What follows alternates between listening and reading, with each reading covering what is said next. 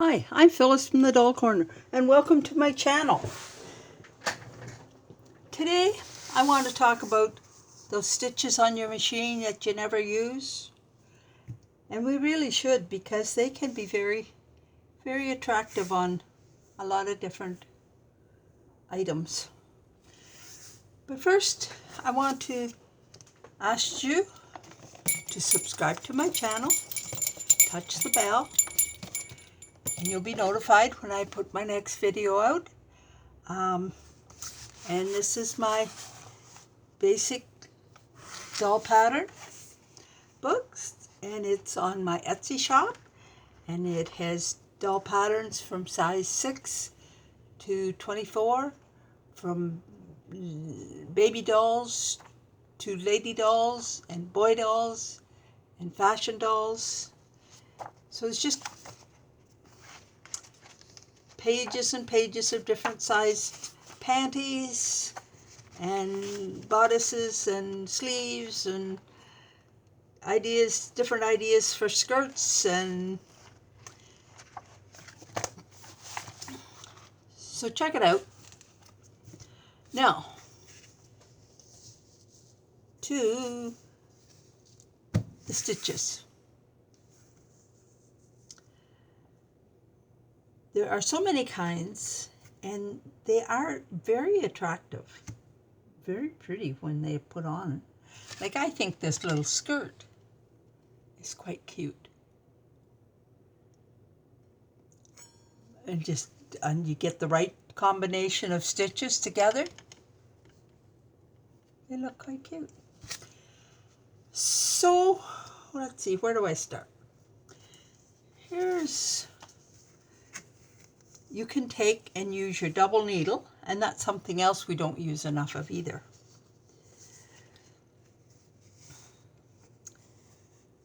You see, I use two different colors on these stitches.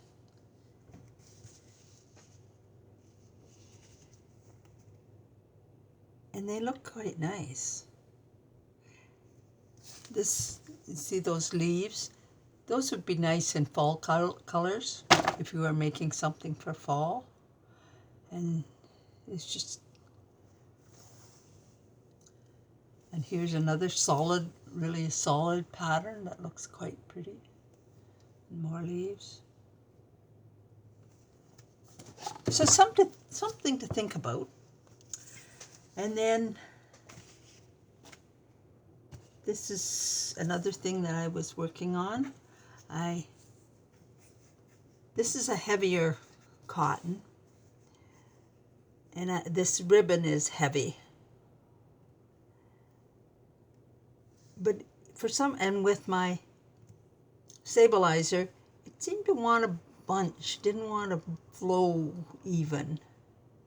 So I thought, well, maybe it's just too heavy, or maybe the stabilizer wasn't flowing. I don't know, something was goofing.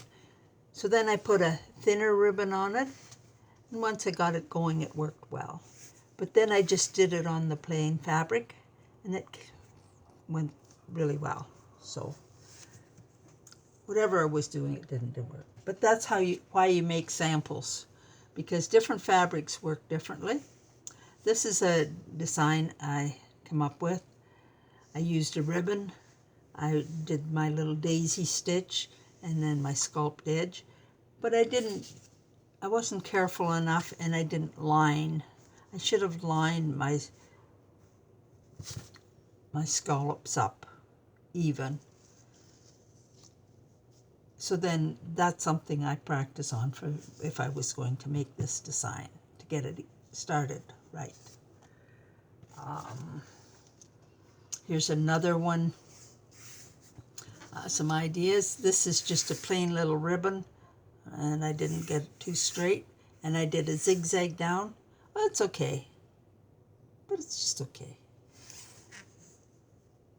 I used a little wider ribbon, and I put this pattern on, and I think that's quite attractive looking.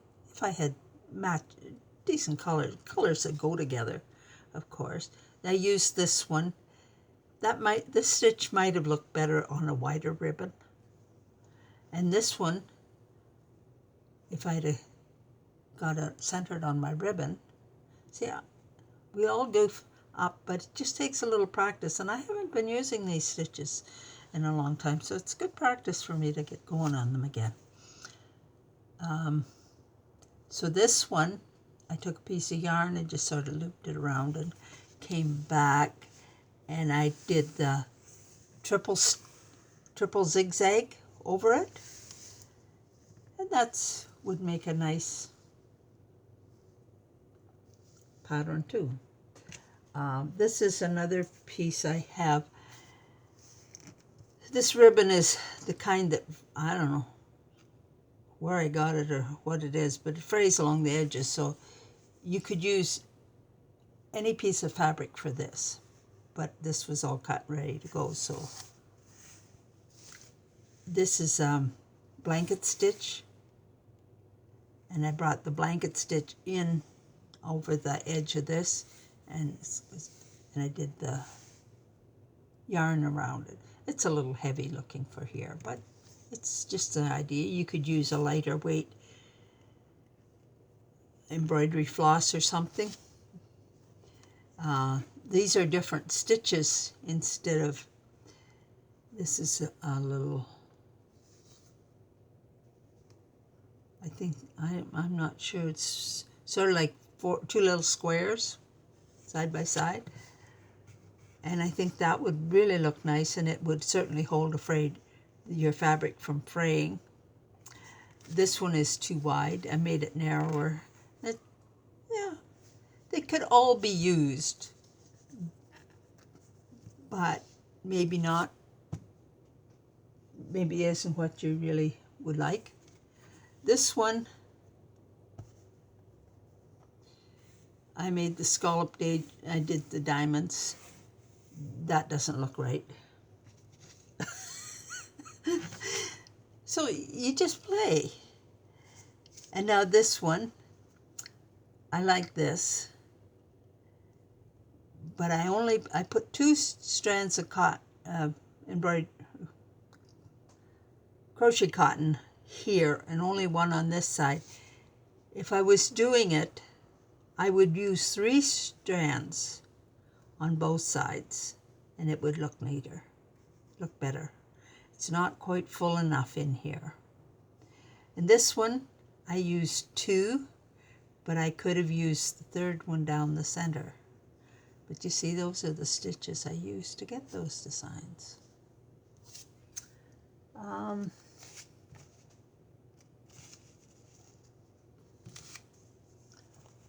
Here's some other stitches I was using with the gold.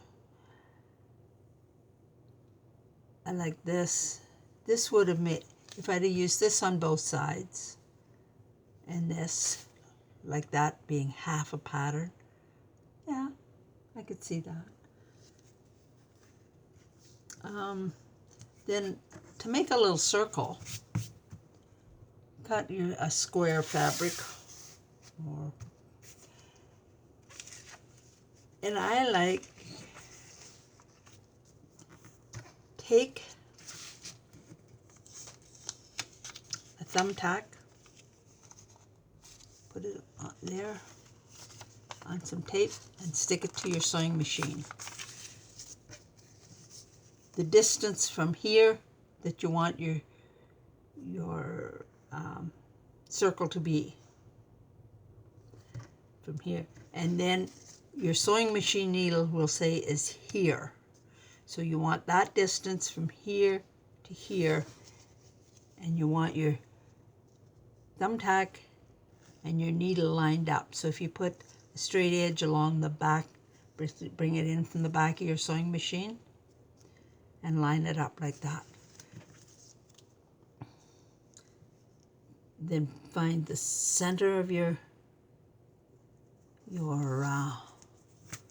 square, and then just sew around it with a zigzag, we'll say. And then trim your circle down, and then go over it again with a satin stitch, and that fills it in. Maybe you could make your satin stitch even just a little bit wider. And then when you want to make your next, we'll just do it this way and instead of taking the tape off, we move our pin closer to your needle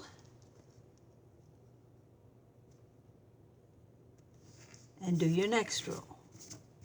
Now it's a good idea to make sure you've got enough thread in your bobbin to finish the circle, because I goofed up here and you can see I tried to get it lined up, but it's not quite perfect. And then you just keep moving this closer to your machine. And this one I want to show you. This is, where are we? This stitch, only shorter, and I took crochet cotton, and if I was using green thread I should have green crochet cotton, and I line it up along the edge here, and I have stabilizer under here, so I'm sewing this part of the loop on the stabilizer and only touching, bringing it in to catch my fabric.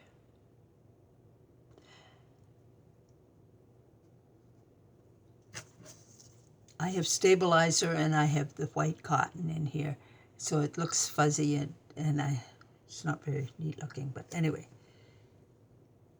So as the machine comes, it catches this and sews over this, and that gives you a solider loop. Now you could just leave it like that, but I like using it as little loops for the back of dolls' dresses.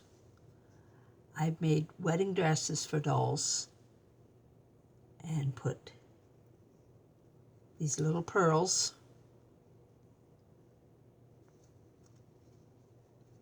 so you can close it that way instead of just a hook and loop tape or whatever. It just adds a nice touch to it. And this is some gold threads I had, and I went over it with an invisible thread, so you don't see the invisible thread, but you see the little silver and gold on that. So basically, there's just all kinds. This is the alphabet. Now my machine is 25 plus years old, so they've come out with a lot of new ideas since I got mine. But you see, these are all joined. You have to clip those threads out, and I haven't done that with those, but I did with the numbers. And that's the uppercase and lowercase. So this is my little doll and her little skirt. So be sure and subscribe and touch right now. Stop and touch the thumbs up if you enjoyed this video. That helps my channel grow. And thanks for watching. Bye now.